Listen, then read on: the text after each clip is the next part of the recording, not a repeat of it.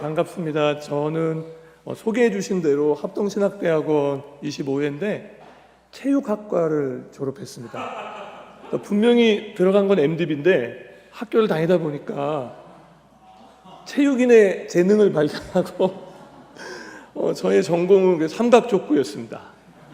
삼각족구를 우수한 성적으로, 만약에 삼각족구에도 정함이 있다면 그건 저일 겁니다.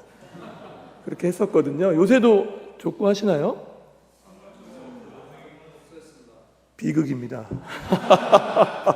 폐지가 됐군요. 네. 부활할 수 있게 되길 바랍니다. 우리 안상혁 총장님 잠깐 만났는데 신방 받는 느낌이었습니다.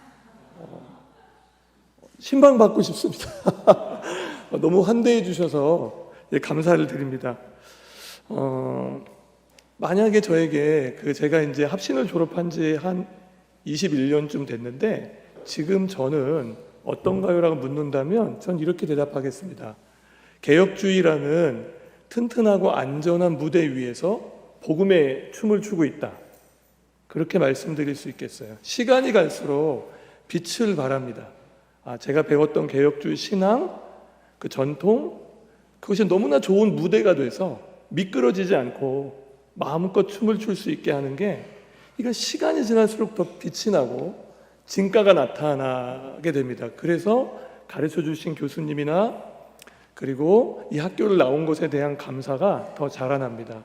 저는 인천에 있는 청라국제도시가 있어요. 그 도시에서 개척을 했습니다. 설립한 지는 한 5년 됐고요. 우리 전사님 소개해 주신 대로 감자교회입니다. 이 감자교회는 감사가 자라나는 감자교회. 그러니까 제가 현대인들의 가장 실종된 가치, 그리고 우리 성도님들에게 이 시대의 경건은 무엇인가 라고 그렇게 물었을 때 저는 감사를 포인트로 잡았어요. 그래서 우리 교회에 오시는 분들마다 감사가 살아나고 감사가 확장되고 우리의 경건이 감사로 드러나면 좋겠다 하는 마음으로 그렇게 교회 이름을 정했고요. 정말 이름 그대로 감사가 자라나는 그런 목회를 하고 있습니다. 제가 질문할 게 하나 있습니다. 혹시 개척교회에 관심이 있거나 나는 개척교회에서 교회 생활을 해본 경험이 있으시거나 아니면 50명 미만의 교회에서 사역을 해보신 분들이 있으면 한번 손 잠깐 들어주시겠어요? 네네.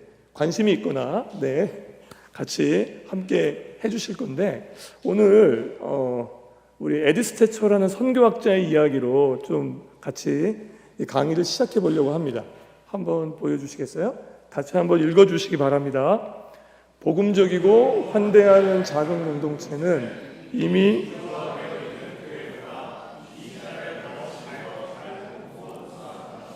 포인트는 작은 게 아닙니다. 작은 게 더 지옥 같을 수 있거든요. 작은 게 아니라 포인트는 하나님의 복음이 아주 충실하게 선포가 되고 그 복음이 그 주님의 몸된 공동체 안에 구조화되어 있는 걸 말하는 겁니다. 충실하게 선포된 복음이 몸을 이루고 있는 성도들 안에 너무나 좋은 그 움직임이 되고 서로 환대하는 문화가 형성되어 갈 수만 있다면 이거보다 더 좋은 선교적 아니면 하나님 나라의 확장은 없다라고 그렇게 이야기하는 거죠. 저는 이 에디스 테처의 이 말을 정말 한번 실험해 보고 싶었습니다. 그리고 이런 마음이 있지 않으세요? 우리가 배우고 믿고 고백하는 그 복음이 우리의 성도의 삶의 현장에서 이렇게 구동되는 거예요. 근데 그걸 한번 실험해 보고 싶었고 그것을 도전해 보고 싶어서 감자교회를 이렇게 개척하게 됐는데, 참 감사한 거는 이 에디스 테처의 말이 단순히 한 사람의 선교학자의 말이 아니라 이게 우리 목회의 실제 현장에서 구동되고 있는 것을 살짝은 이렇게 맛보고 있기 때문에 만약에 저에게 물으신다면 전 너무 행복하고 기쁘게 목회를 하고 있다. 오해하지 마세요. 어려움이 없다는 얘기 아니고요. 저도 여기서 고난 썰을 한번 풀면 굉장합니다. 근데 그게 없다는 뜻이 아니라 이 우리가 믿는 바, 우리가 전하고 싶은 복음이 우리 교회의 구조 안에서 활발하게 움직일 때 일어나는 그 기쁨은 개척의 고단함보다 훨씬 더 크거든요.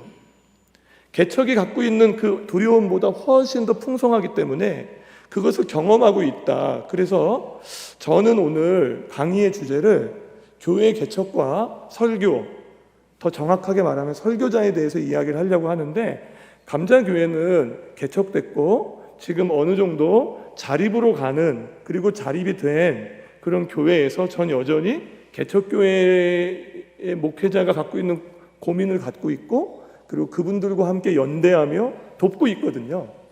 근데 바로 그런 상황 속에서 설교자로 여전히 현장에 남아 있습니다. 그래서 제가 양해를 구할 게 있는데 감자교회 이야기를 할 수밖에 없습니다.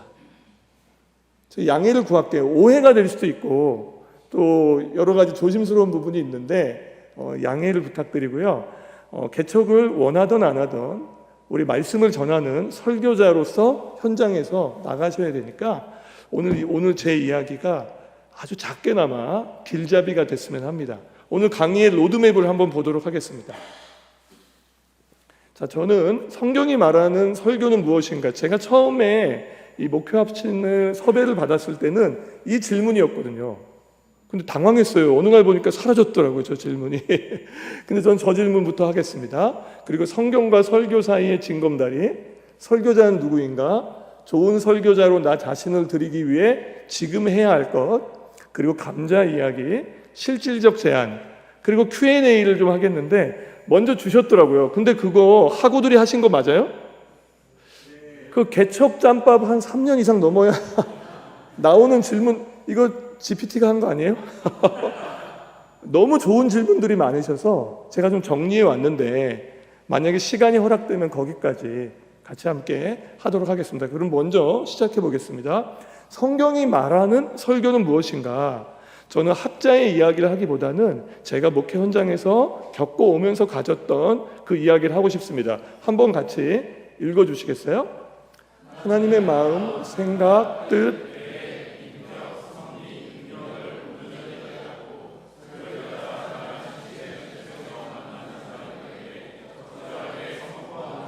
우리가 잘 알고 있는 대로 우리 시대는 지금 강연 전성 시대거든요. 우리가 만나는 그 성도들은요, 아니 현대인들은 얼마든지 원하면 그것도 무료로 현장에 가지 않고 자기가 원하는 때에 필요한 것들을 취사 선택해서 듣는데, 근데 그런 내용들이 그렇게 나쁘지 않다는 거예요. 굉장히 양질의 교육을 그리고 원할 때에 받으면서 살고 있는 이 강연의 열풍 시대, 강연의 전성 시대인데, 설교는 사실 강연은 아니잖아요. 그래서 설교는 저는 다시 한번 띄워주시면, 한번 띄워주세요. 하나님의 마음, 생각, 뜻, 계획, 인격, 섭리, 능력을 온전히 깨닫고 설교자가 살아가는 시대 현실에서 만나는 사람들에게 적절하게 선포하는 것이라고 그렇게 생각합니다. 여기서의 두 가지의 포인트가 있죠. 온전히 깨닫는, 그리고 그 깨닫는 온전함은 과거 어느 한 시점의 구닥다리 유물이 아니라 지금 깨달아 가고 있고 또 앞으로도 깨닫게 될 하나님에 대해서 온전히 알고, 그것만 있는 게 아니라 우리 설교자가 살아가는 시대가 있잖아요. 만나는 사람들이 있으실 거예요. 아마 이제 주말에 사역을 하게 되시면 또 만나게 되실 텐데, 사람들에게 정말 적절하게 선포하는 것이다. 이 선포라고 써놓고 제가 옆에 전달이라고 했잖아요.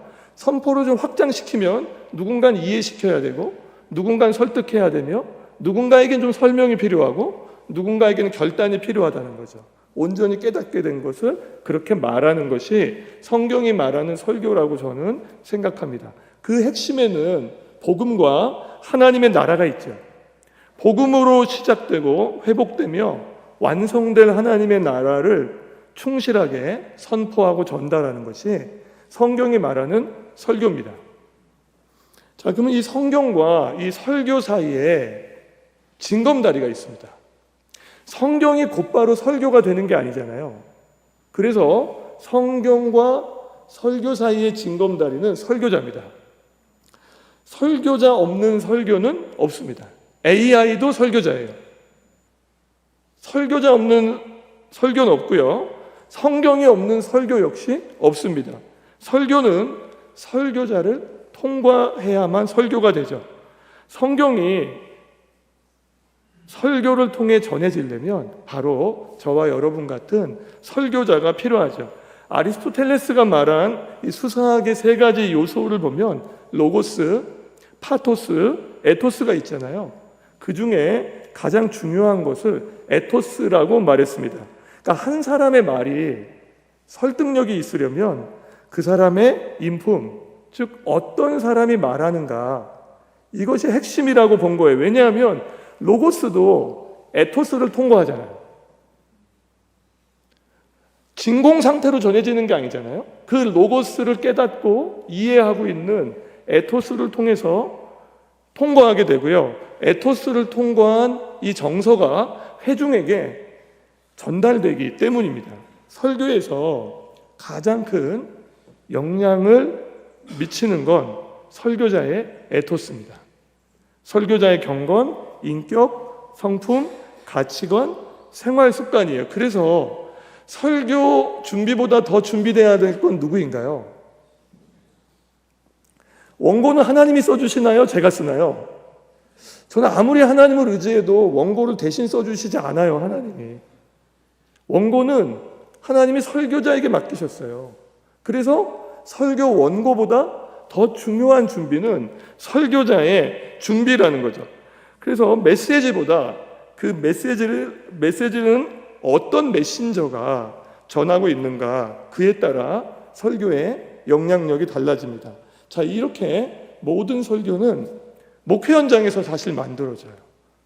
우리가 보고 있는 개혁주의의 유산을 따라 읽게 되는 설교집들도 보면 다 그 시대에 선포된 하나님의 말씀이거든요.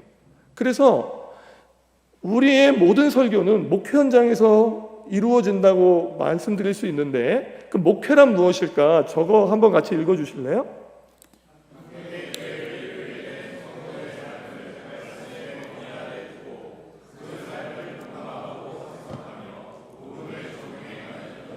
자, 함께 교회를 이루게 된 성도의 삶을 말씀의 권위 아래 두고 그 삶을 공감하고 해석하며 복음을 적용해가는 여정이죠. 그래서 우리는 설교자가 목회자고, 목회자고 설교자라는 그런 신학적 전통 위에 서 있게 되잖아요. 설교자는 목회자고, 목회자는 설교자다. 그래서 저는 세 번째 이슈로 넘어가려고 합니다. 그렇다면 설교자는 누구인가? 도대체 설교자는 어떤 사람인가? 원고보다 더 중요한 설교를 준비하는 것에 있어서 가장 큰 준비인 설교자는 누구인가? 저는 이 설교자에 대해서 이 정체성과 사명에 대해서 네 가지로 말씀을 드리겠습니다. 첫째, 설교자는 하나님의 말씀을 바르게 분별하고 전하는 사람입니다. 우리 디모데후서 2장 15절의 말씀을 한번 읽어주세요. 읽겠습니다.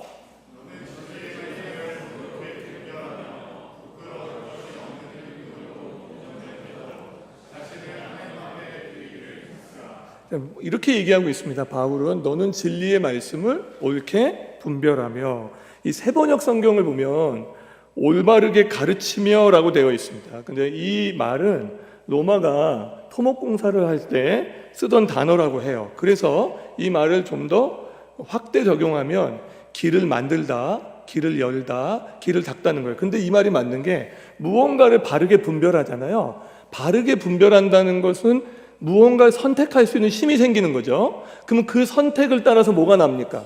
합신을 선택하시는 순간부터 바로 합신의 개혁주의를 향한 길이 닦여지고 만들어지는 거잖아요. 그 설교자의 사명은 무엇인가?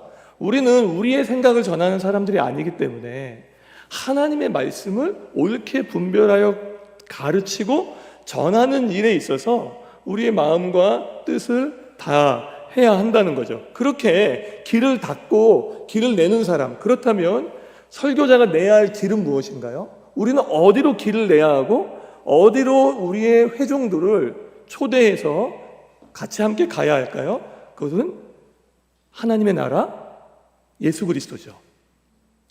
내가 곧 길이요 진리요 생명이니 나를 통하지 않고는 아버지께로 올 자가 없다고 선언하셨던 그 그리스도를 향하여 가게 하고 그 그리스도를 통하여 이루어갈 하나님의 나라의 여정을 함께 걸을 수 있게 하는 것. 그래서 분별이라고 할 때 너무 시시비비를 가리는 차원이라고 생각하시면 안 돼요. 아, 나는 길을 내는 사람이구나. 무엇으로? 하나님의 말씀으로. 그 일들을 계속 해야 한다는 거죠. 그래야 그 목사가 목회하는 교회의 성도들은 말씀으로 배부릅니다. 근데 말씀으로 배부르잖아요? 그러면 성도님들은 정말 하나님의 나라를 위해 자신의 삶을 드릴 준비가 되어 있습니다. 현대 교회의 성도들이 어렵고 힘들고 마음도 드라이해지고 시니컬해진 건 맞지만 이거는 우리 시대의 이야기만은 아니잖아요. 바울이 복음을 전했던 시대의 사람들도 여전히 복음에 대해서는 시니컬했고 딜레마에 빠지는 그런 일들도 있었잖아요.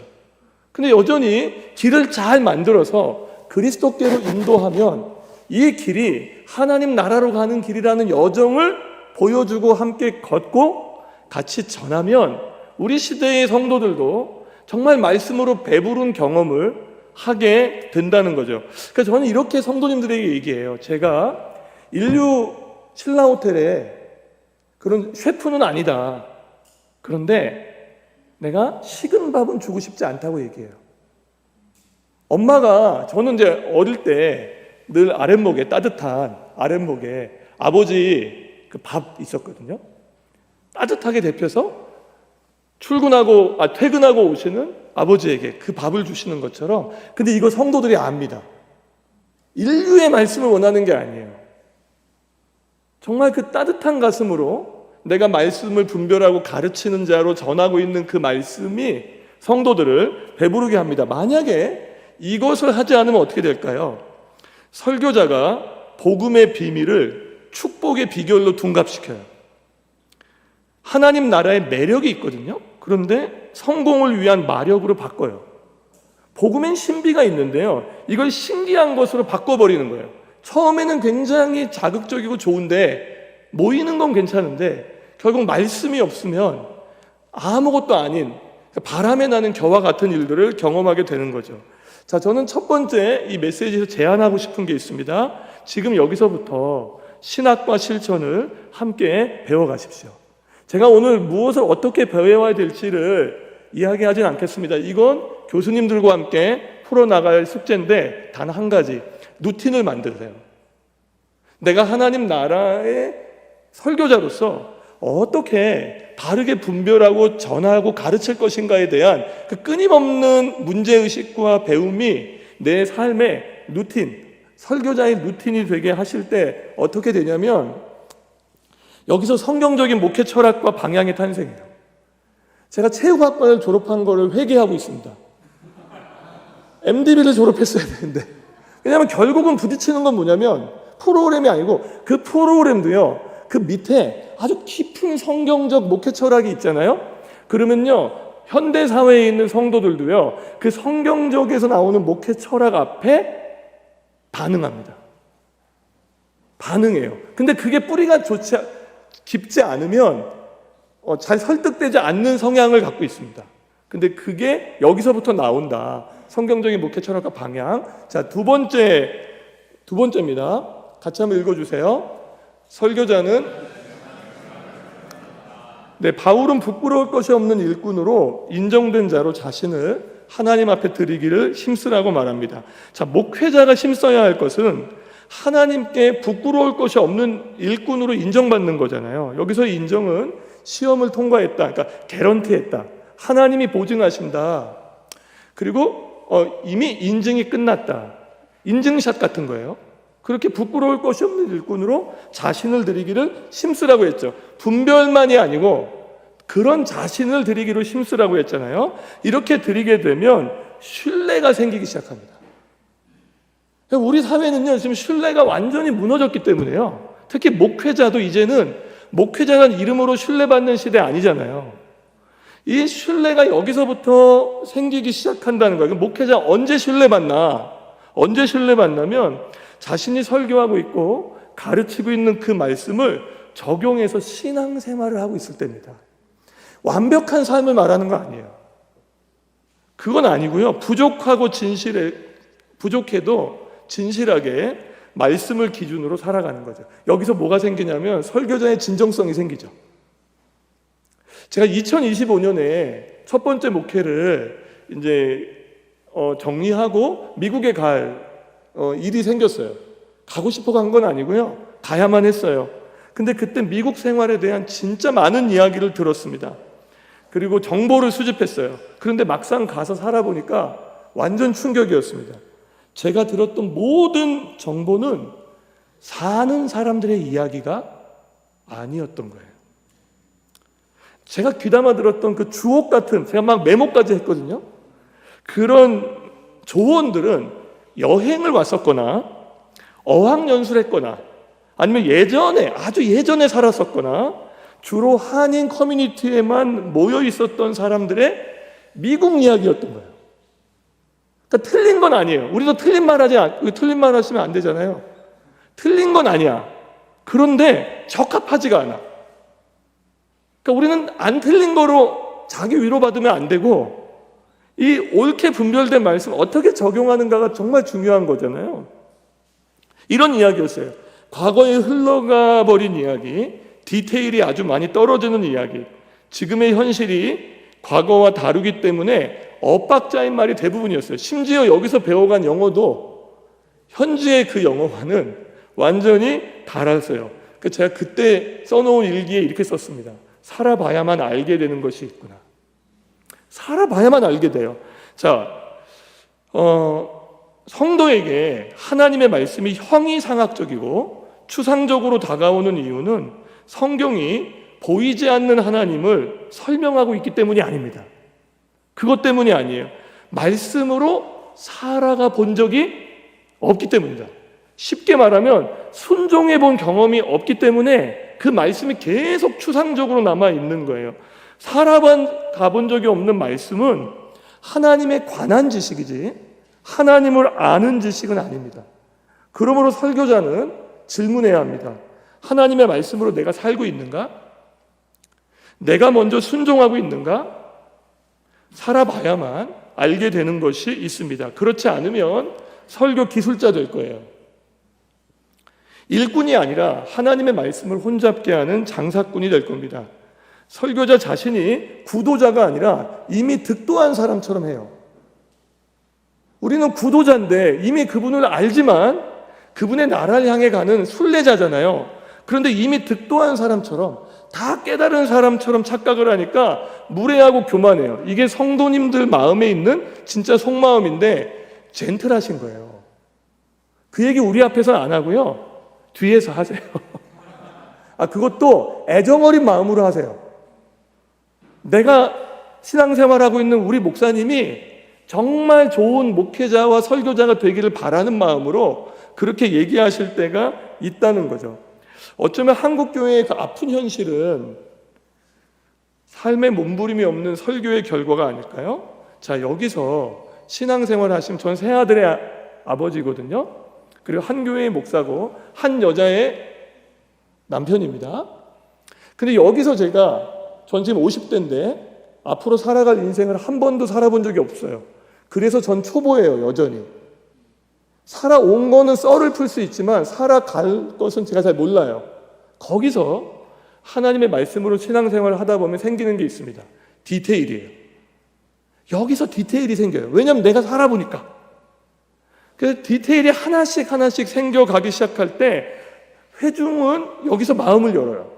그리고 단순히 마음만 여는 게 아니고 말씀이 주는 그 변화의 능력 앞으로 자신의 삶을 한 걸음씩 옮기게 돼서 성령의 역사하심과 청중의 결단이 함께 만나는 자리가 생긴다는 거예요. 자, 세 번째입니다. 자, 읽어볼게요. 설교자는 성도의 기쁨을 돋는 사람이다. 고린도후서 1장 24절 읽어주세요.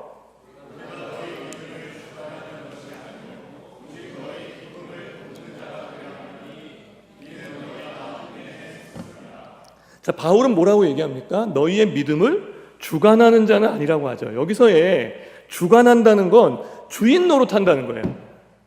근데요, 이 바울이, 이게 우리가 잘못하면 범할 수 있는 거거든요. 교회를 위하여, 성도를 위해 산다고 하는 우리가 그게 너무 넘쳐서 투머치해서 주관하려고 할 때가 있거든요. 근데 바울은 이걸 제일 경계했다는 거예요. 주관하려고 하지 않는다. 근데 바울만큼 개척자고 그 바울만큼 희생, 그러니까 희생이 너무 귀한 건데 그 희생의 귀함이 빛을 발할 때가 언제입니까? 그걸 가지고 주인 노릇할 때잖아요. 그러니까 바울은 뭐라고 얘기했냐면 나는 성도의 믿음을 주관하는 자가 아니라고 그렇게 이야기를 하고 있습니다. 가장 경계했다는 거죠. 이 말은 목회자의 권위를 포기하겠다는 것이 아닙니다. 어떤 상황에서도 목사의 역할은, 설교자의 역할은 성도들과 함께 동역하고 성도의 기쁨을 돕는 자라는 말이에요. 그래서 바울은 고린도의 성도들의 근심이 복음의 기쁨으로 바뀌기를 간절히 바라죠. 그래서 뭐라고 얘기했냐면 이것이 복음으로 너희를 낳는 아비의 마음이라고 말했습니다. 자, 목회자가 성도의 기쁨을 돕는다고 하는 건 성도들의 비위를 맞추겠다는 뜻이 아닙니다. 기쁨조가 되는 게 아니에요. 제가 이제 개척교회에 목회자를 참 많이 만나거든요. 그러면 제가 꼭 이 이야기를 합니다. 한 명이 아쉽잖아요, 개척교회는. 진짜 아쉽거든요. 한 명이 오면 우주가 들어오는 것 같아요. 막 이런 느낌이 있거든요. 근데 한 명이 아쉬운 개척교회에서 한 영혼을 사랑하는 것과 한 영혼의 비위를 맞추는 건 달라요. 이건 구분하셔야 돼요. 그건 돕는 게 아니고 서로 망하는 길이에요. 그건 정말 서로 망하는 길입니다. 바울의 말을 잘 보면 성도의 기쁨은요, 아이가 대학에 합격했을 때가 아니고요, 좋은 차를 탔을 때가 아니고, 그거는 곧 공허함을 느껴요. 그 기쁨도 누리면 좋겠지만 곧 공허함을 느끼고요. 믿음과 관련이 있습니다. 이 믿음과 관련이 있어요. 지금 바울의 편지를 받는 고린도 교회 성도들은 이미 믿음 안에 섰잖아요. 그 믿음이 없는 건 아닌데 근심과 염려에 짓눌린 겁니다. 그러니까 믿음이 밤하늘의 별과 같은 거예요. 그 별 보셨죠? 밤에는 보이죠? 낮에는요? 안 보이죠? 그래서 성도님들이 가끔 저한테 얘기해요. 목사님, 제가 믿음이 있는 것 같다가도 없고 없는 것 같다가도 있어요. 어떨 때 보면 빛나. 근데 어떨 때 보면 삶의 여정에서 안 보인다는 거죠. 그 짓눌린 믿음, 현실의 무게에 이 짓눌린 믿음이 살아나도록 돕는 겁니다. 우리 하고 여러분도 우리 정말 신앙생활하면서 언제 가장 기쁘세요? 정말 기쁠 때가 언제인가요? 오늘 이거 빨리 끝날 때인가요? 언제 기쁜가요? 언제? 예수 안에 있는 믿음이, 그 믿음이 내 현실 속에서 현실을 버티게 하고 견디게 하고 해석하게 하고 이겨나갈 때에 정말 기쁨이 있지 않나요? 그러니까 신앙생활의 핵심은 믿음이잖아요. 우리에게 씨앗으로 선물로 주신 그 믿음이 어떻게 하나님 나라에 갈 때까지 아름답게 완성되어 가는가.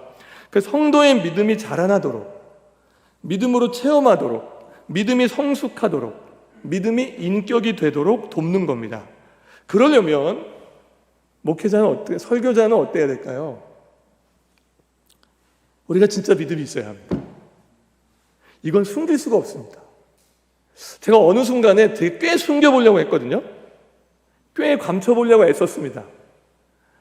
안 되는 걸로 밝혀졌습니다. 안 돼요, 안 돼. 그냥 그 여정을 같이 보여주는 건데, 바로 믿음으로 살아가려고 하는 그 모습 속에서 어떤 게 나오는가? 우리의 권위가 나옵니다.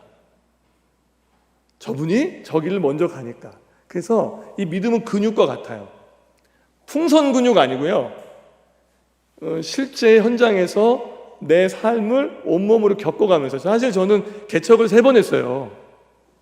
미국에서는 정말 얼떨결에 처치 플랜팅에 동참했고요. 그리고 한국에서 한번 개척했고요. 다시 돌아와서 개척했어요. 저희 아버지는 개척을 7번 했어요.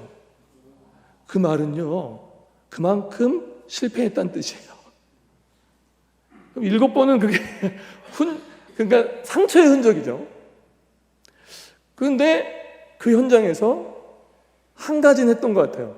그 현장을 정직하게 통과하려고. 근데 거기서부터 믿음의 근육, 현장의 근육이 생기기 시작한다. 그래서 우리의 믿음도 자라난다. 설교자의 믿음도. 네 번째입니다.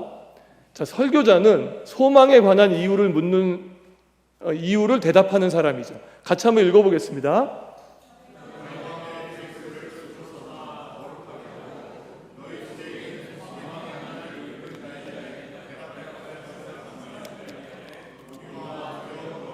자, 여기까지만 읽겠습니다. 그 다음에 읽을게요. 자, 많은 사람들이요, 인생의 무게에 짓눌려 있어요. 특히 현대인들의 가장 큰 근원적인 정서는 불안이에요.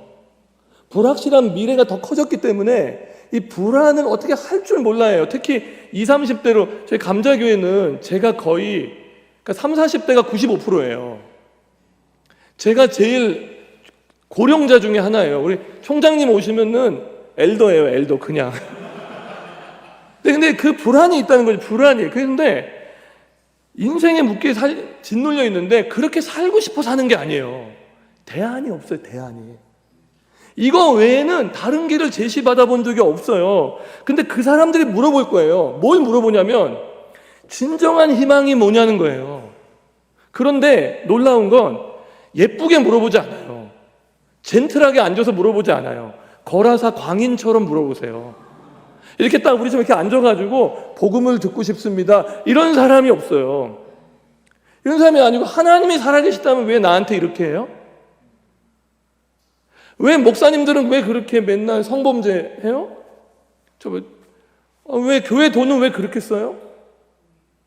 교회가 왜 그래요? 라고 얘기하는데 제가 이거는 굉장히 이것도 젠틀한 거라는 걸 알게 됐어요. 왜냐하면 제가 지금도 사회인 야구를 하거든요. 체육학과 맞네요. 지금도 사회인 야구를 하는데 그 야구팀에 가잖아요. 제가 유일한 목사고 나머지 다 자영업자들이세요. 평일날 오전에 하기 때문에.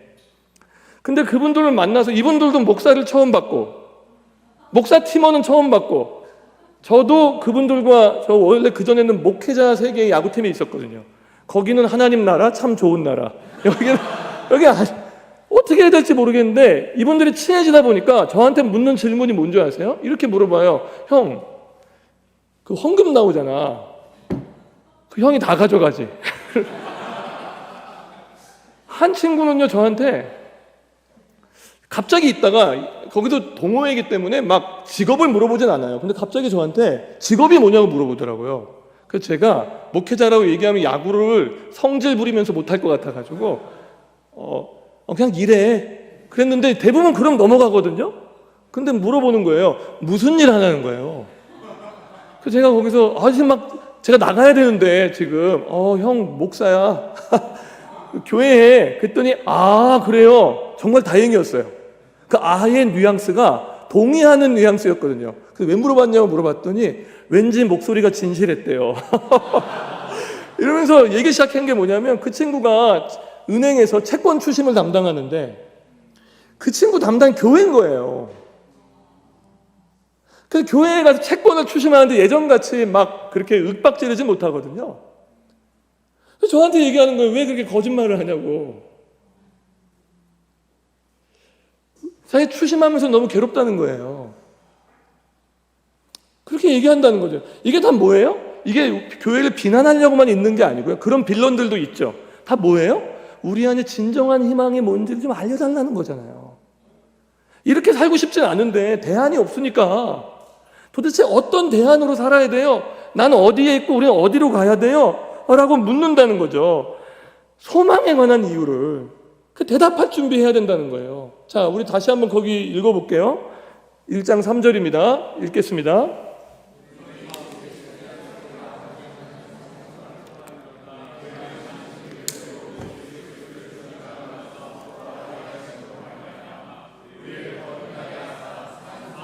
자, 거듭나게 한 사람에게 있는 소망을 뭐라고 얘기하죠? 살아있다고 얘기하잖아요. 영원한 희망. 바로 그 영원한 희망의 돛을 내린 자로 오늘 현실을 살아가고 있는 사람들에게 소망에 관한 이유를 물을 때 대답할 준비를 하셔야 되는데 말문이 많이 막히셔야 돼요. 막히실 거예요. 도대체 여기서 내가 뭐라고 얘기해야 되는지 모르실 거예요. 그런 질문들 앞에 서게 될 때 우리는 거기서 진정한 설교자의 고뇌가 탄생해요. 왜냐하면 너무 복음을 전하고 싶은데 내가 가지고 있는 것으로는 답변이 안 될 것 같은 시간을 보내게 돼요. 그래서 풍성한 삶의 기초를 쓰신 김영국 목사님은 이 구절에서 이렇게 세 가지의 태도로 정의했어요. 하나님에 대해서는 경외하는 마음으로, 사람에 대해서는 온유함으로, 나 자신에 대해서는 선한 양심을 갖고 소망에 관한 이유를 묻는 자들에게 대답할 준비를 하는 거죠. 자, 저는 제 목회 현장에서 결국 이 설교자를 네 가지의 정체성과 사명으로 정의해요. 하나님의 말씀을 옳게 분별하고 가르치고 전하는 거죠. 이건 제가 평생 해야 될 숙제고 여전히 배워야 하며 여전히 저의 영원한 고뇌이기도 해요. 그리고 직접 신앙생활을 하는 거죠. 그리고 뭡니까? 성도의 기쁨 돕는 거죠. 네 번째, 소망에 관한 이유를 묻는 거죠. 전 이 네 가지를 이렇게 학우들 앞에서 이렇게 표현하지만 성도님들 앞에서 이렇게 표현할 시간이 없어요. 제가 첫 마디만 하는 순간 이제 이분들은 유체 이탈이 되시거든요. 그래서 저는 한 가지의 컨셉으로 얘기했어요. 제 목회 컨셉이 있습니다. 트레이너예요. 자, 디모데전서 4장 15, 16절 읽어볼게요. 읽겠습니다.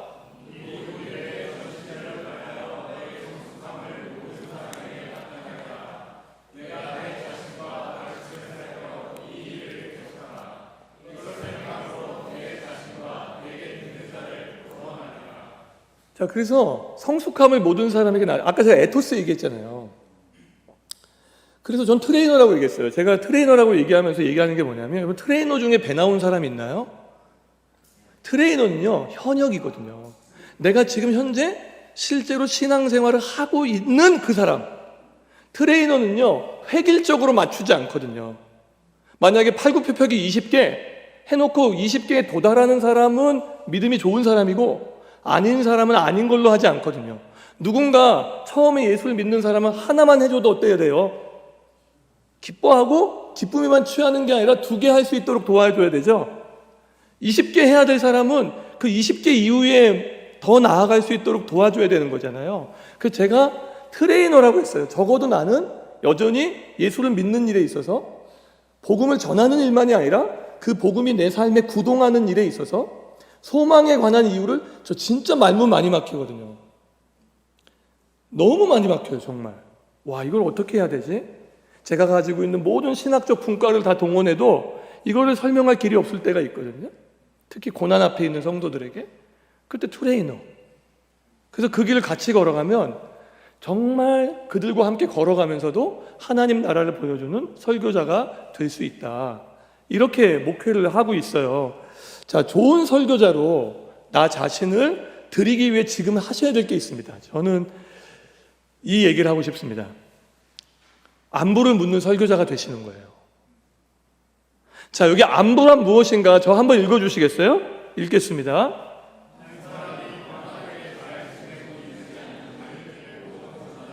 네, 이미 4일 동안 많이 들으셨잖아요. 그래서 제가 만약에 저한테 목사님 저 오늘 한 가지만 가져가려면 뭘 가져가야 돼요? 좋은 설교자는 하루아침에 나오는 게 아니고 계속 나아가실 거니까 그 뭡니까? 전 묻는다면 딱 이거 한마디 얘기하겠어요. 제 목회 현장에서 나온 거예요. 안부를 물을 줄 아는 설교자가 되는 겁니다. 전 이 한 단어 갖고 정말 씨름하라고 말씀드리고 싶어요. 그리고 이 한 단어를 갖고 신학과 사역을 하셨으면 합니다. 안부를 물을 줄 알아야 돼요. 한 영혼을 사랑하는 설교자는 안부를 묻는 것에서 시작돼요. 그래서 제가 오늘 큰 제목이 뭐죠? 사소함에 깃든 뜻밖의 힘이죠. 안부가 되게 사소해 보이는데 아니에요. 이게 어마어마한 일이 일어나요. 저는 여기서 제가 이 안부를 깨닫게 된 성경이 있어요. 이거 느헤미야예요. 자, 느헤미야 1장 1절부터 5절까지 한번 읽어볼게요. 자, 읽겠습니다.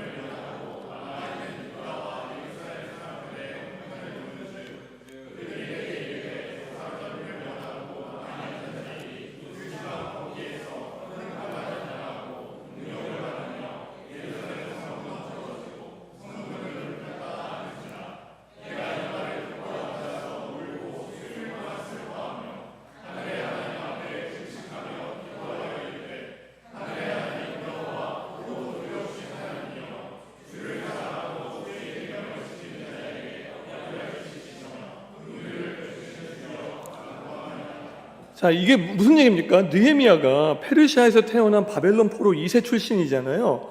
근데 그 시대에 이스라엘은 망한 나라잖아요. 주권도 빼앗겼고 성전도 불탔고 완전히 망한 나라잖아요.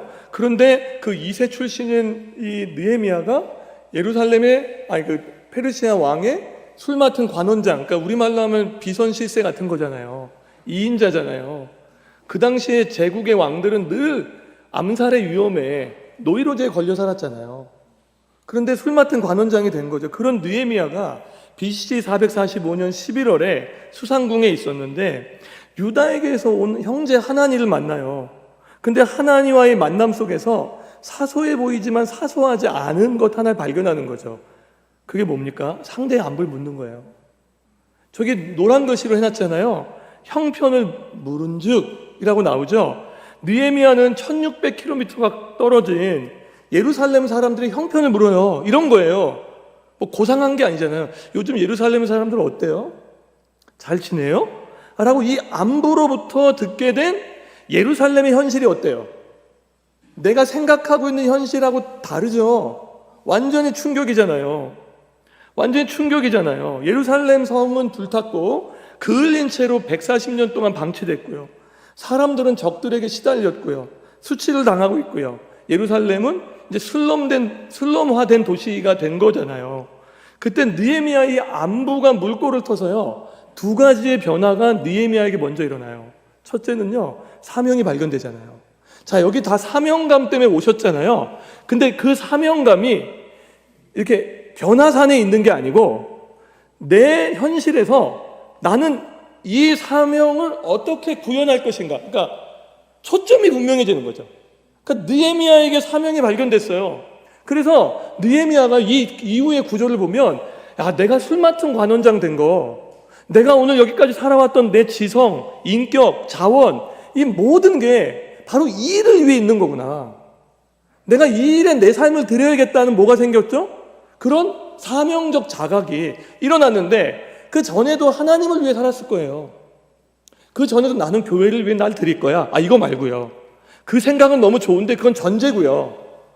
그 전제에서 도대체 내가 서 있는 삶의 자리에서 나는 어떤 초점을 맞춰서 사명이 발견될 것인가.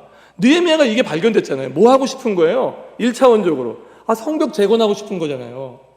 그래야 사람들이 그 재건된 성벽 안에, 옛날에는 성벽이 굉장히 중요한 울타리 역할을 했잖아요.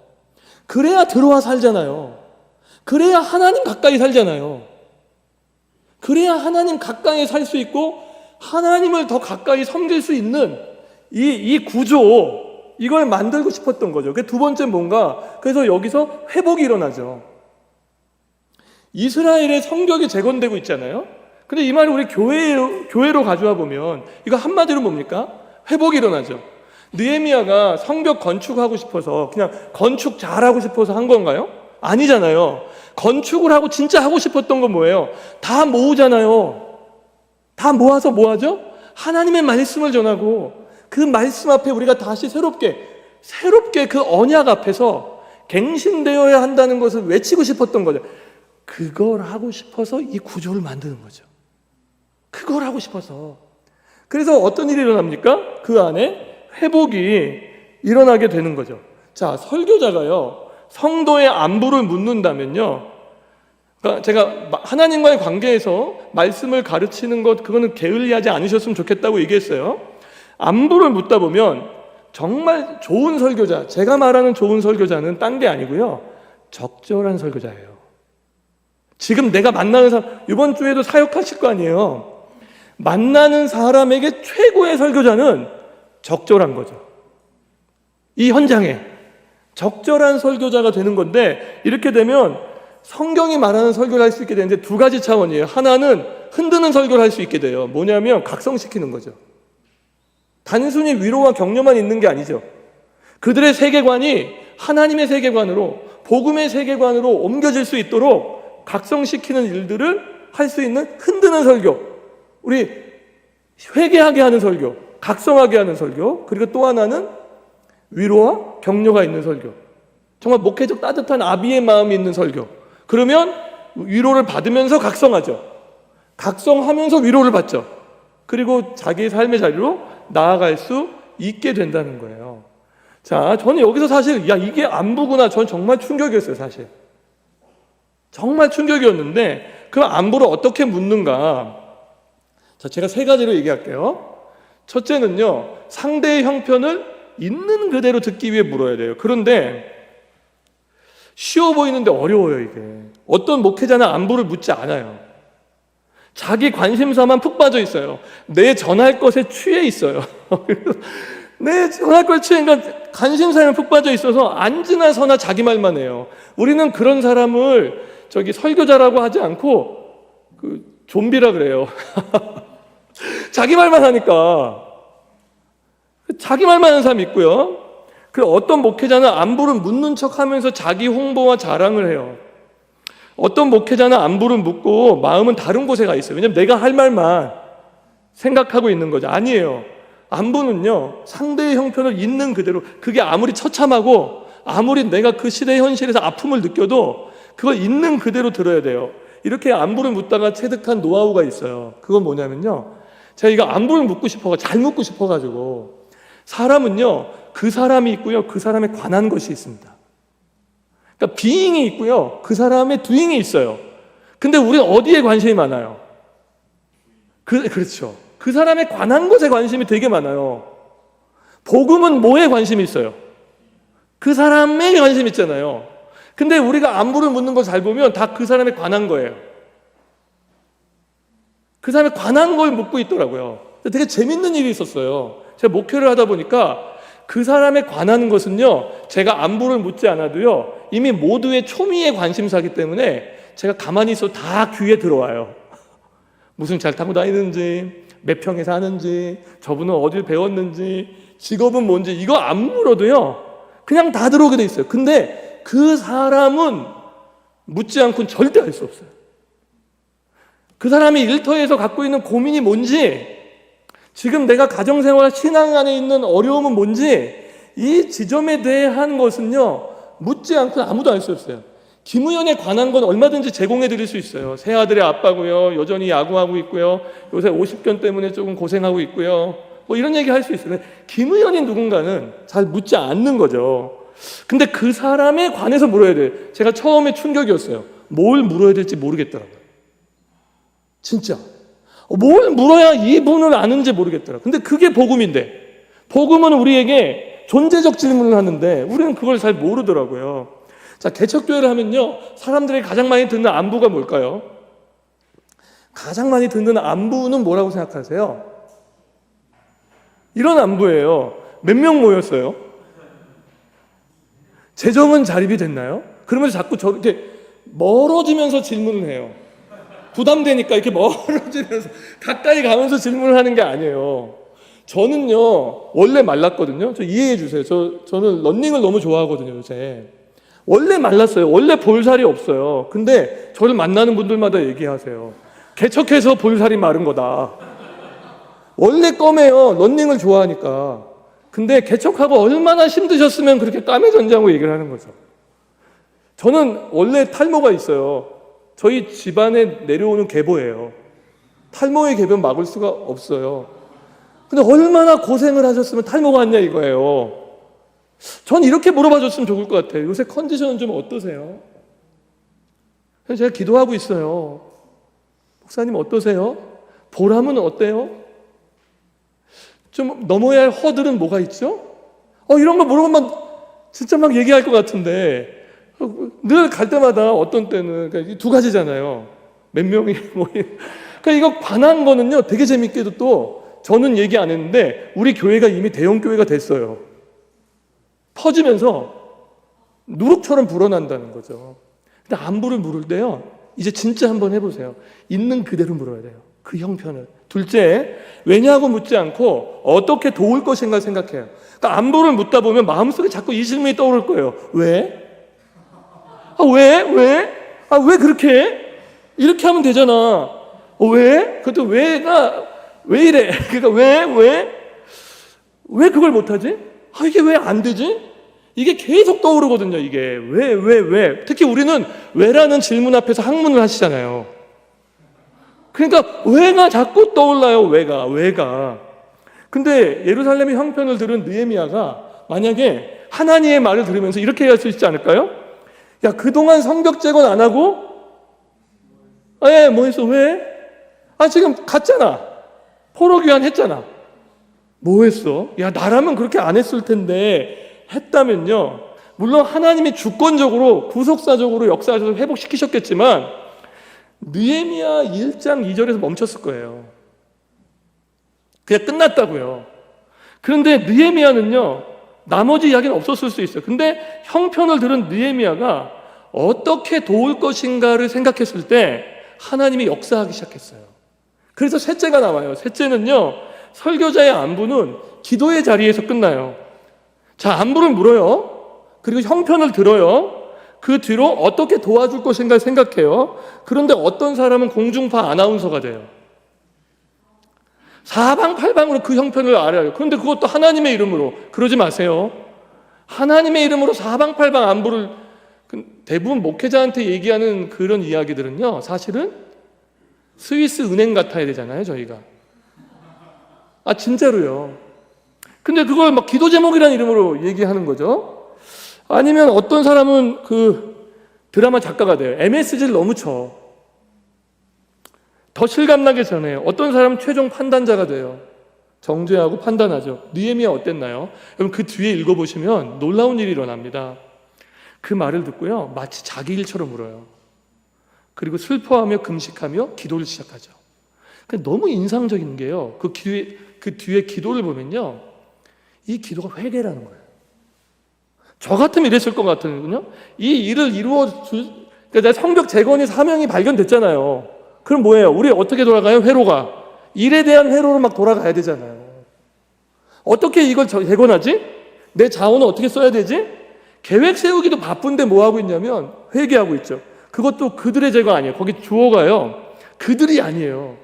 우리의 죄예요. 그러니까 그 죄 안에 나라는 사람을 포함시키는 거예요. 내가 너희를 위해 이 일 해주는 거야. 아니에요. 지금까지 성벽 재건 안 하고 뭐 했냐? 아니에요. 느헤미야는 예루살렘이 자신도 하나님의 용서와 자비가 필요한 사람 속에 자신을 포함하고 있죠. 포함하고 있어요. 느헤미야는 예루살렘이 큰 환난과 수치를 당하고 있는 이 원인이 군사, 정치, 외교에 있지 않고요, 하나님과의 언약적 관계가 깨진 것에 있다고 봤어요. 이 관계를 깨졌다. 하나님의 백성이 하나님을 떠났기 때문이에요. 그 언약에 대한 말씀을 존중하고 사랑하는 것을 잃어버렸기 때문이라는 거예요. 그래서 그걸 발견한 거예요. 그래서 회개하고 있어요. 회개. 이 회복의 약속을 붙잡고 기도하고 있어요. 그래서 기도의 내용도 보면요, 말씀을 붙잡고 기도해요. 이 언약을 주신 분이 하나님이시면 하나님의 백성을 언약에서 다시 회복시키실 것이라고 하는 거죠. 그래서 기도가요, 만사를 변화시키기 전에 설교자는 아니었죠, 느헤미야는. 그러나 느헤미야를 변화시킵니다. 성벽이 재건되기 전에 기도하는 느헤미야가 세워지고 있죠. 그래서 저는요, 바벨론 포로 후손인 느헤미야가 이런 사회적 감수성을 갖는 건 드문 일입니다. 제가 미국에 있었을 때 2세들을 봐요. 2세들의 정체성은 미국 사람이에요. 그런데 한국 정서를 갖고 있잖아요. 근데 이게 교감이 잘 안 돼요. 이런 사회적 감수성을 갖고 있다는 건 이건 정말 하나님이 부어주신 특별한 은혜 중에 하나라고 생각해요. 자, 안부를 어떻게 물어요? 있는 그대로 물어요. 그리고 어떻게 생각해요? 왜냐고 묻지 말고 어떻게 도와줄 것인가 생각해요. 그리고 성도의, 설교자의 안부는 기도의 자리에서 끝나죠. 하나님께서 죄 때문에 깨진 이 세상, 우리 복음이 없는 세상에 지금 아픔을 보고 있잖아요. 이제 앞으로 어떻게 해요? 이 역사가 복음이 없어서 깨진 이 아픈 세상, 서로 신음하고 전쟁의 소문은 늘어가는데 끝날 줄 모르는 이 세상에 안부를 묻기 위해 인간의 몸을 입고 이 땅에 오셨잖아요. 그분이 그리스도시잖아요. 그리스도께서 하나님의 기쁜 소식을 가지고 이 땅 위에 오셨다는 거예요. 만약에 예수님이 왜냐고만 물으셨다면 이 땅에 안 오셨을 거예요. 그냥 거기서 왜 저러는지 얘기하셨을 거예요. 근데 내가 저들을 어떻게 구원할까? 내가 저들을 어떻게 회복시킬까? 이 지점에 대한 큰 사랑과 은혜가 있었기 때문에 이 땅 위에 오셨잖아요. 그 하나님의 예수님은 사람들을 만나시면서 이름을 불러주셨잖아요. 그러면서 그분이 십자가와 죽으시고 사흘 만에 부활하셨죠. 우리 한번 저거 읽어볼게요. 4장 15, 16절입니다. 읽겠습니다.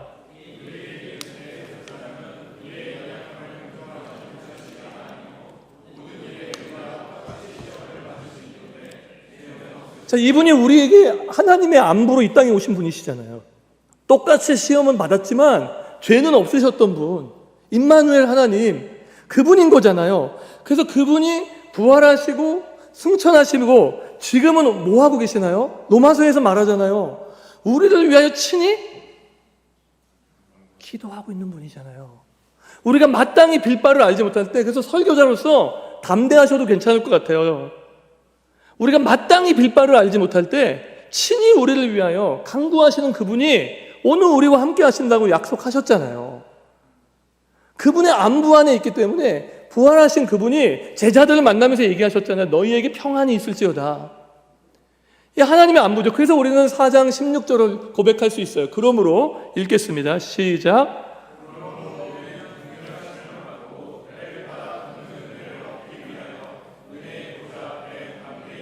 자, 때를 따라 돕는 은혜를 얻기 위하여 은혜의 보좌 앞에 담대히 나아갈 수 있도록 하셨잖아요. 우리를 만나는 성도들에게 안부를 묻다가 우리의 설교, 우리의 인격, 우리의 모든 정서, 감정, 그분들이 바로 이 그리스도를 알게 돕는 것, 우리가 하나님의 안부로 여기에 있다는 것을 알게 되잖아요. 총장님하고 이 강의하기 전에 잠깐 합신에 대해서 이야기하고, 그리고 우리 합신의 교회 형편에 대해서 들었어요. 총장님 안부를 물으시더라고요. 진짜 귀하신 것 같아요, 저는. 여기 계셔서 원래 학교 같이 거의 비슷한 시기에 다니셨는데, 저는 아웃도어 스타일이었고, 인싸셔서 제가 오늘 처음 얘기해 봤어요. 근데 정말 안부를 저는 오늘 여기 계신 모든 분들에게 진짜 안부를 묻고 싶어 왔어요. 어떠세요? 신학생으로 이 시대의 사명을 위해서 달려가시는 그 길이 무엇이 고민이고 어떤 현장이 나에게 막히세요? 그 내 삶에, 내 가정 안에 어떤 고민이 있으세요? 저는 오늘 그 안부를 묻고 그 애씀을 알고 있고 그 합신을 사랑하는 목회자로서 정말 그 길을 응원하고 축복하고 싶어요. 그래서 우리는 때를 따라 돕는 은혜를 얻기 위하여 은혜의 보좌 앞으로 담대히 한 걸음씩 나아갈 자격을 얻었다는 거예요. 자, 정리해 볼까요? 안부 왜 물어요? 안부 묻는 건요, 다른 거 없어요. 뭐 공감하려고요? 아니요. 그건 강연자들이 많이 하잖아요. 뭐 안부 왜 물어요? 뭐 그분 마음 얻으려고요? 내 편 만들려고요? 아니요. 저는 그런 마음 추호도 없어요. 안부를 묻는 목적은요, 복음과 하나님 나라를 전하기 위해서예요. 이것 때문에 묻는 거잖아요. 진짜 소망에 관한 이유를 갖고 있는 우리가 안부를 통해서 복음으로 가는 길이 열리잖아요. 그래서 그분을 위해서 그분으로 가는 길을 열기 위해서 안부를 묻고요. 그래서 설교자는 하나님의 마음을 아는 설교자가 사람의 안부를 묻는 일이라고 제 정의를 할 수가 있어요. 감자 이야기 잠깐 할게요. 저 2018년에 다시 한국에 돌아왔어요. 전 미국에서 처치 플랜팅을 할 거라고 상상도 못했어요. 왜냐하면 유학생 청년을 맡기러 하고 갔는데 그 교회가 처치 플랜팅을 하고 있었어요.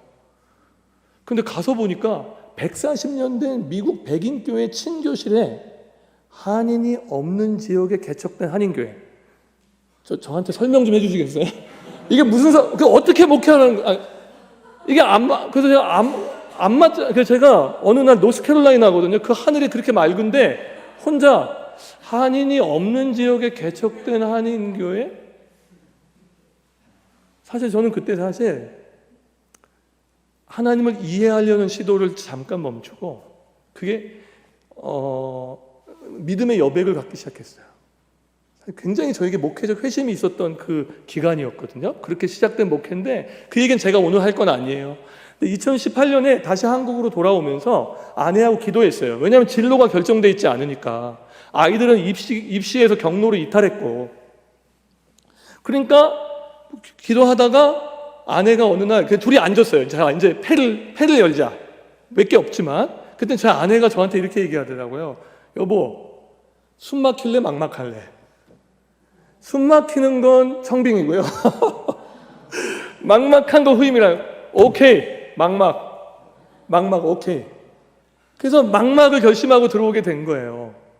근데 개척교회 목회자 많이 만나는데 한 분이 저한테 이렇게 얘기하시더라고요. 개척을 하고 나서 안부를 묻다가 소감이 뭐냐면 자기는 여호와 이레의 하나님을 체험했대요. 여호와 이레, 하나님 인도하신다는 거잖아요. 전 그건 줄 알았죠. 그랬더니 그게 아니고 여호와 이레가 그 이레가 아니래요. 여호와 왜 이래?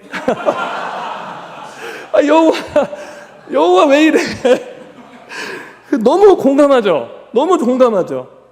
그런데 제가 이제 한국에 들어오잖아요. 그래서 오랜만에 들어오니까 개척을 마음에 두고 있고, 그래서 이제 리스트업을 하는 거예요. 들어가면 누구를 만날까? 이걸 생각해 보게 되거든요. 한 3, 4년 만에 들어오니까. 근데 이게 안부를 물을 대상을 이렇게 쭉 리스트업을 하다 보니까 어느 날 정말 깜짝 놀랐어요. 왜냐하면 제가 안부를 물으려고 한 리스트업의 대부분의 우선순위가 누구였을까요? 그래도 나에게 조금 이 개척을 도와줄 수 있는 사람. 그래도 약간 이분한테 가서 그래도 제가 막 저 도와주세요 그렇게 말은 안 하죠. 저도 그렇게 얘기는 안 하죠. 기도해 주세요. 이렇게 얘기하죠. 그런 줄 알았죠. 그래서 다 지우고요. 어느 날 진짜 깜짝 놀랐어요. 하나님 제가 누굴 만나야 돼요? 근데 그때 제 마음에 있었던 이 안부에 대한 걸 굉장히 깊게 묵상하고 있을 때였거든요. 너가 필요로 하는 사람 말고 너를 필요로 하는 사람 만나. 그래서 사실 한국에 들어와서 오해할 만큼 제가 사람을 안 만났어요. 심지어 어른도 제가 잘 인사를 안 드렸어요. 왜냐하면 내가 필요로 한 사람을 만나게 하실 것이라는 그 확신이 있었기 때문에. 그때 용인에 사는 한 젊은 부부가 어머니가 3개월 만에 암으로 돌아가셨어요. 완전 전 존재가 무너진 거예요. 그래서 신앙생활을 하고 있지만 완전히 어떻게 해야 될지 모르는 깊은 우울과 좌절에 있는 사람이었어요. 제가 안부를 묻기 전에 제가 설교자에 대한 정체성이 없었다면 그냥 밥 한 끼 사주고 위로했을 거예요. 근데 그것만 잊지 않고 저하고 예배하자 그랬어요. 그 집에 제가 찾아가서 저 기타 칠 줄 알거든요. 기타 하나 메고 들어가서 그 가정 안에서 예배하고 왜냐면 하나님의 말씀만이 저를 위로할 수 있다는 확신이 있기 때문이에요. 제가 하고 있는 건 다 보조. 우리 목회자가 할 수 있는 건. 그렇게 됐어요. 한 분이 대형교회를 다니시다가 그냥 교회만 다니셨어요. 그래서 예배가 완전히 무너진 상태에 있었는데 제가 들어온다는 얘기를 듣고 이렇게 얘기했어요. 저 목사님하고 교회하고 싶어요. 이게 아니었고요. 예배를 드리고 싶다 그랬어요. 그분이 부천 범박동에 있는 노엘 동물병원을 운영하는 수의사셨어요. 근데 우리가 가진 자원이 아무것도 없으니까 오케이. 그러면 우리 동물병원에서 같이 예배합시다. 그렇게 함께 안부를 묻고 감자교회 탄생하고 여기까지 왔거든요. 감자교회 장소적 시즌이 있어요. 한번 열어주시겠어요? 자, 저희가 노엘 동물병원이에요. 평일날은 저기서 계산을 하고요. 주일날은 저기서 말씀을 전했어요. 노엘 동물병원에서 예배하는데 굉장히 재밌는 일이 있었어요. 이 동물병원에는요, 그 길고양이가 입양돼서, 참 복음적인 그 병원이에요. 길고양이 입양돼서, 돌봄을 받는 고양이는 달라요. 진짜 윤기가, 아우라가. 근데 제가 자꾸 설교를 하니까 얘가 자기 부역이잖아요. 그러니까 아멘은 안 나오는 자꾸 야옹 소리가 자꾸. 그래서 제가 웃으면서, 아멘보다 더 먼저 듣는 소리가 야옹이에요. 거기 입원한 개 있잖아요. 개가 짖어요. 근데 그렇게 시작했는데요. 여기서 제가 설교를 어떻게 했냐면 교회는 건물이 아니라는 말을 힘주어 얘기할 수 있었어요. 교회는 하나님을 예배하는 사람들이 모인 곳. 그러나 동시에 하나님을 예배하는 사람들이 모여서 활동할 수 있는 공간도 필요하다는 얘기를 두 가지 같이 했죠. 교회는 건물이 아니라는 것을 얘기할 수 있는 최고의 장소였죠. 두 번째, 근데 그 동물병원에서 5층에서 국어학원 선생님이 애들을 좀 케어할 수 있도록 장소를 빌려주셨어요. 나중에 알고 보니까 크리스찬이셨어. 근데 이분이 국어학원을 정리했어요. 제가 그거를 오케이, 그러면 우리 집으로 오자. 청라 집으로 온 거예요.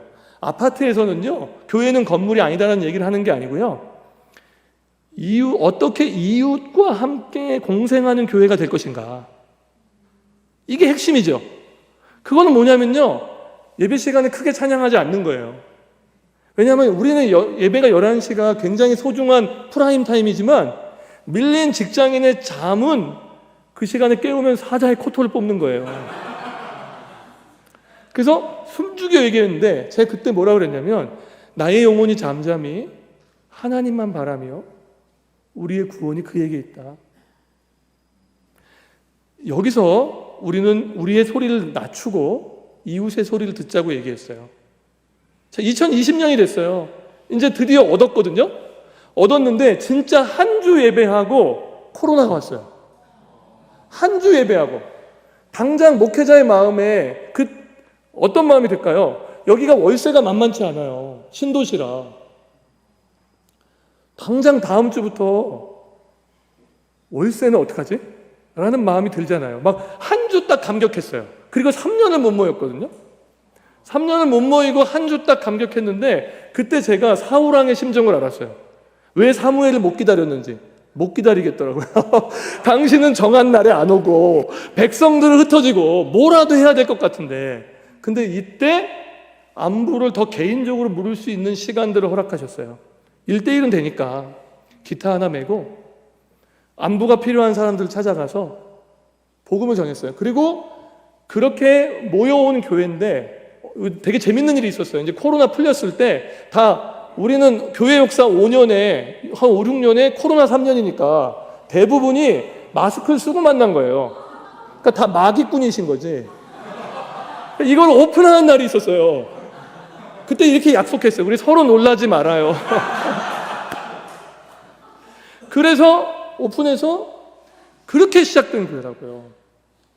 그런데 하나님의 일을 계속, 제가 고난이 없다는 얘기가 아니고요, 그런 얘기에서 코로나 때 안부를 더 개인적으로 묻고 지금 그렇게 앞으로도 안부를 물으면서 설교자의 정체성과 사명을 더 건강하게 세워나갈 겁니다.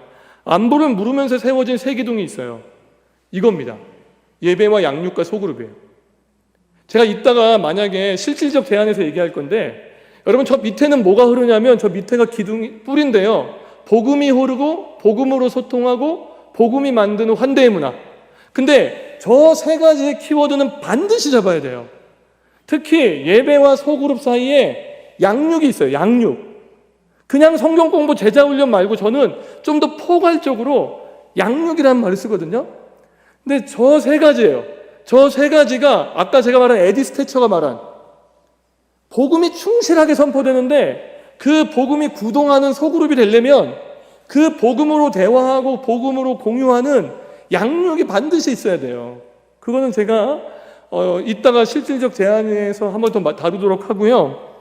그렇게 안부를 믿는, 그래서 우리 감자 안에는요, 형편을 진실하게 묻고 안부를 묻는, 그래서 사실 세 가족 하면 저는 반드시 제가 두 주는 만나거든요.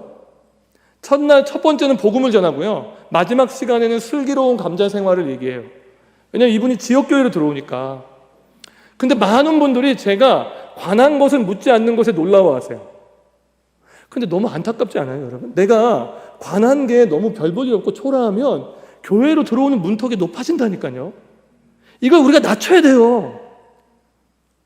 그 관한 것 때문에 못 들어오는 일은 없어야 돼요. 복음을 듣게 해야죠.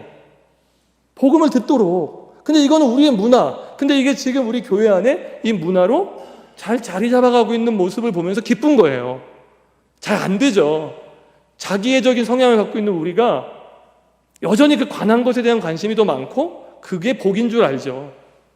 그렇지만 애쓰고 있다는 얘기예요. 자, 감자교회 안에는요, 여기 제가 안부를 물으면서 만나는 대상이 있었는데요, 세 가지 타입으로 나눴어요.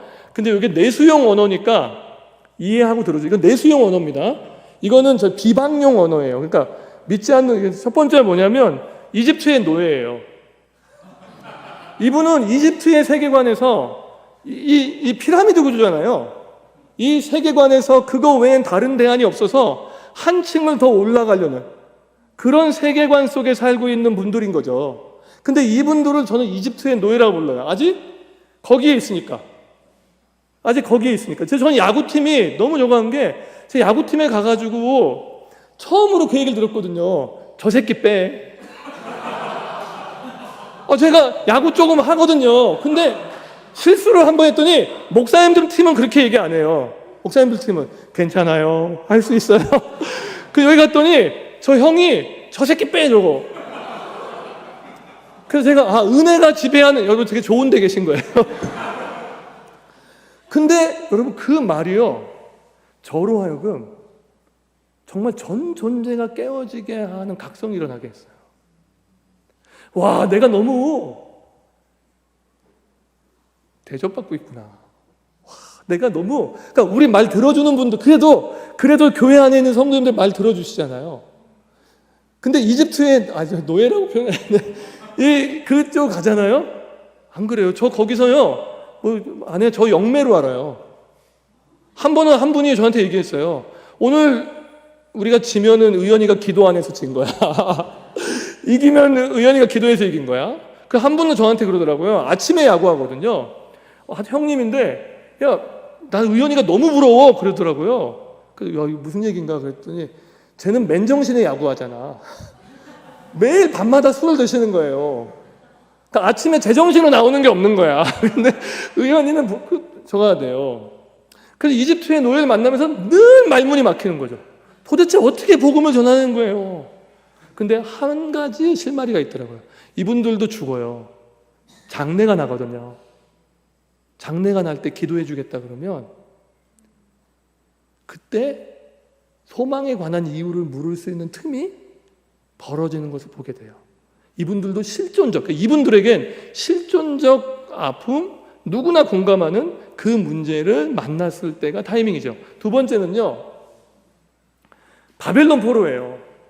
이분들은요, 정체성과 신학적 혼란이 있어요. 왜냐하면 바벨론 포로가 그랬잖아요. 아니, 하나님은 살아계시다면 왜 우리가 포로가 되지? 정체성과, 특히 코로나 이후에 30, 40대들이 많아요. 이분들이 교회를 떠나고 싶었던, 캠핑장에 그냥 가는 게 아니고 이 혼란이 있어요.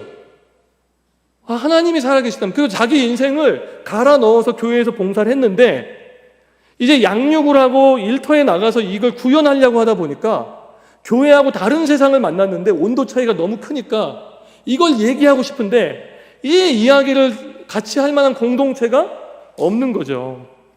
신학적 의문이 있어요. 이분들은요, 복음 안에서 회복돼야 돼요. 정체성과 신학적 질문에 대한 답을 해줘야 돼요. 세 번째, 광야 난민이 있어요. 이분들은 치유가 필요해요. 상처와 아픔이 있어요. 방황해요. 그래서 이분들은요, 복음 안에서 안정감을 느끼고 치유되고 정착해야 되는 사람들인 거죠.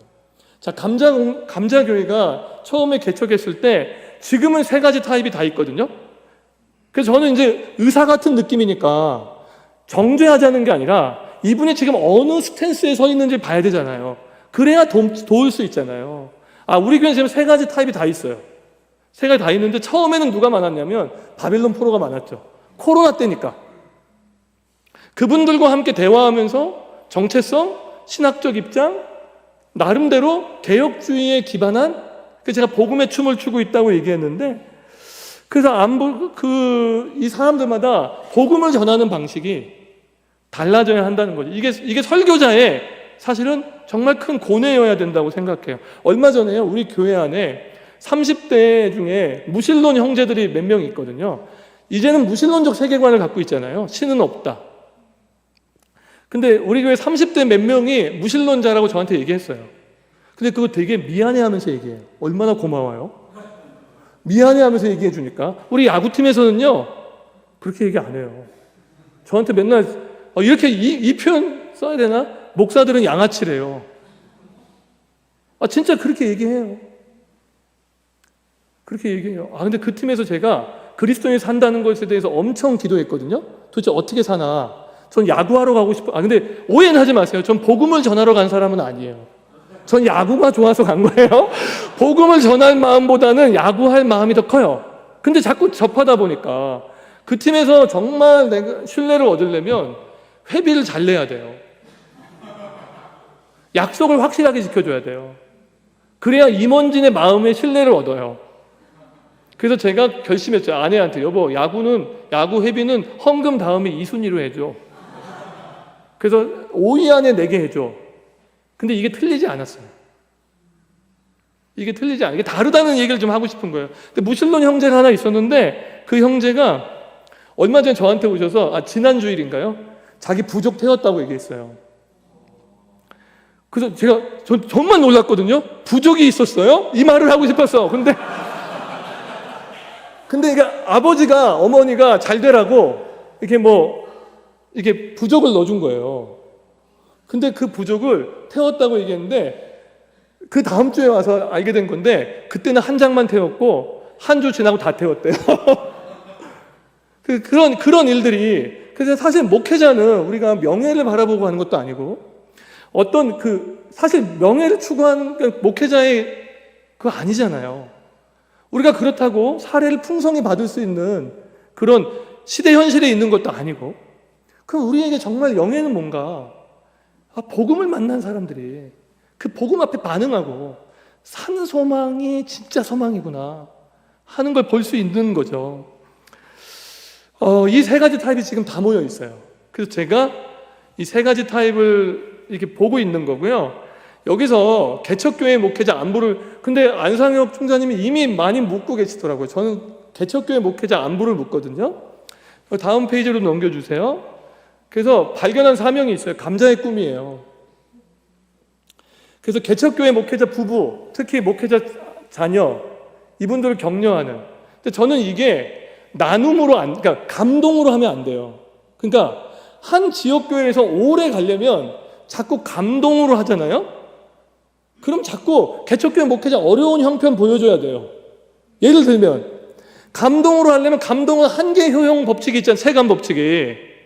그럼 두 번째 감동 주려면 어떻게 해야 돼요? 그냥 막 자해하고 막 해야 돼요.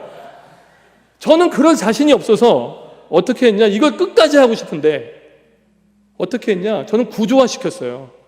그래서 아예 처음부터 우리 교회에 들어오는 헌금의 최하 3%에서 5%, 많게는 7%까지는 감자의 꿈으로 적립을 해버려요.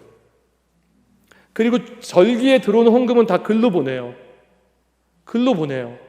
그래서 제가 액수는 말하지 않을게요. 그런데 그 일들을 하면서 하나님이 부어주신, 그래서 우리 교인들하고 늘 제가 슬로건으로 얘기해요. 저한테 한번 저 따라해 주시겠어요? 소박하고 단순하게 생색내지 말고. 네, 이 슬로건이에요. 그래서 감자의 꿈으로 만나는 분들이 지금 너무 많아서 저는 그냥 감자교회 이게 아니고 이 시대의 개척교회 목회자들이 정말 같이 연대하면서 갔으면 좋겠어요. 자, 마지막 결심과 지향입니다. 자, 이거는요, 어제 오셨더라고요, 정창균 교수님. 강단으로 가는 길이라는 책이 있어요. 거기 프롤로그예요. 이거 한번 좀 읽어주시겠어요?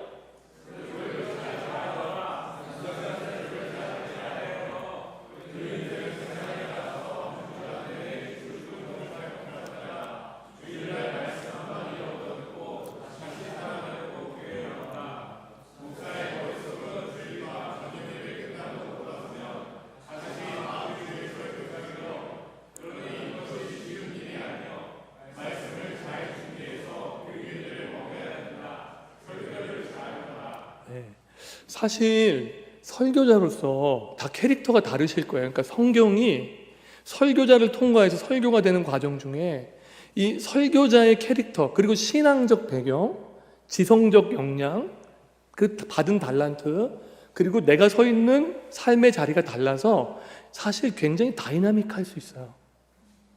그러니까 누구를 모델 삼고 그분을 샘플 삼아서 한 분을 깊게 연구하고 닮아가려고 하는 시도는 좋으신데 그 이후에 나오는 것은 제 것이어야 돼요. 내 것이어야 돼요. 근데 그 과정을 신학교 때 잘 밟아가시면 정말 하나님이 한 분 한 분 부르신 사람 그답게 부르신 만큼 하나님이 역사하실 거다. 그래서 저는 이렇게 얘기하고 싶습니다. 결심과 지향이에요. 오늘 이 강의의 결론을 이렇게 얘기하고 싶어요. 성경과 설교 사이에 좋은 설교자가 되기로 결심하십시오. 그리고 주님의 몸된 교회 앞에 나를 드리는 삶을 지향하십시오. 결심과 지향이 만나면 하나님이 우리의 인생을, 우리 견인하시잖아요. 우리의 인생을 견인해서 인도에 가실 것이라고 확신합니다. 자, 제가 Q&A를 좀 받은 게 있어요. 몇 분까지 이제 끝나면 되죠? 20분까지. 제가 Q&A, 실질적 제안을 한번 봐야 되겠네요. 자, 제가 실질적 제안이에요. 추천하고 싶은 책은 이미 책을 많이 읽으실 것 같아서 안 하고 싶었는데 그래도 들고 와봤어요. 정창균 목사님이 쓰신 강단으로 가는 길이에요. 정 교수님은 목회자에 대한 마음이 굉장히 애틋한 분이세요. 그 강단으로 가는 길과 요새 너무 귀하시죠? 팀 켈러의 설교예요. 이거 두 개 정도는 좀 한번 추천하고 싶고요. 그 다음에는 목회를 전반적으로 배울 수 있는 멘토와 사역지를 찾으세요. 저는 목회는 약간 도제교육 같다는 느낌이 들어요. 그러니까 의사와 비유하면 레지던트 인턴이 있잖아요. 그래서 좀 전인격적으로 같이 목회 현장을 공유할 때만 얻는 게 있거든요. 그러니까 임상이라고 하죠. 그런 임상들을 할 수 있는, 근데 여기서 멘토는 뭐냐면 기준이 배울 수 있는 사람만 있으면 안 되고요. 신뢰할 수 있으셔야 돼요. 그래서 내가 기대를 언덕, 그래서 외적인 성과보다는 그분의 삶이어야 돼요. 에토스가 있어야 돼요. 그런 분을 만나게 되시길 바라고요. 그 다음에 두 번째는 믿음 안에서 삶을 나누는 작은 공동체가 있어야 돼요. 그러니까 우리 목회자들의 교회 같은 느낌이죠. 우리 동기분들이시니까 같이 모여서 삶을 나누는, 관한 것만 얘기하지 말고 사역만 얘기하는 게 아니라 삶을 나누는 그런 작은 공동체가 있으면요, 끝까지 가실 수 있습니다. 개척교회 목회자들이 왜 중간에 어렵냐면요, 이 공동체가 대부분 없어요. 그러니까 혼자 싸워야 돼요. 방문해 주시는 건 참 고마운데 방문 말고 정기적으로 만나는, 그러니까 목회자들의 교회라고 얘기하고 싶어요. 목회자의 교회. 이런 분들이 있으시면 굉장히 치유와 회복이 일어나고, 그러니까 사실 저 같은 경우는 이런 네트워크를 인도하기도 하고 같이 참여하기도 했거든요. 부부가 하길 권유드려요, 저는. 나중에 그 아내의 스탠스는 지금 얘기할 기회가 없지만 부부가 같이 연합되지 않고는, 그러니까 동력자로 포지션을 그러니까 설치거나 방치하는 게 아니라 이 목회 현장에 가장 먼저 되는 최고의 팀이 돼야 돼요. 그래서 그런 네트워크가 있으면 좋겠다라는 생각하고요. 제 질문을 하나만, 제가 그래서 혹시 질문을 다 할 시간이 없으면 어떻게 해야 되나 고민해서 제가 목회의 총체적인 부분을 관련해서 개척하기 위해 준비해야 될 것이 있더라고요. 4번 질문입니다. 네, 요거 하나만 하고 마칠게요. 자, 개척은 아니면 목회는 지금 여기서부터 시작되시니까 내 사역지에 신실하시면 좋겠어요. 여기서 시작돼요. 진짜 여기서 시작돼요. 그리고 어느 누군가가 나중에 상황이 하나님이 섭리하셔서 전혀 예상하지 못했는데, 그 용인에, 아까 제가 말했던 그 용인에 있는 분은 제가 우리 교회에 오게 하려고 한 게 아니고 복음을 전한 거거든요. 근데 청라로 이사 오셨어요. 제가 한 게 아니고 그분의 선택이에요.